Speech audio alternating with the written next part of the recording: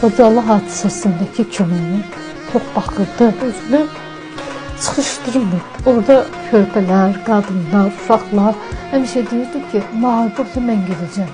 Dedim, atam, bir müharibə olmasın, Çində olubsa da hamının borcunda getmək. Atışma gedə-gedə nə dedi ki, yox, biz hələ atışmırıq, arxadayıq.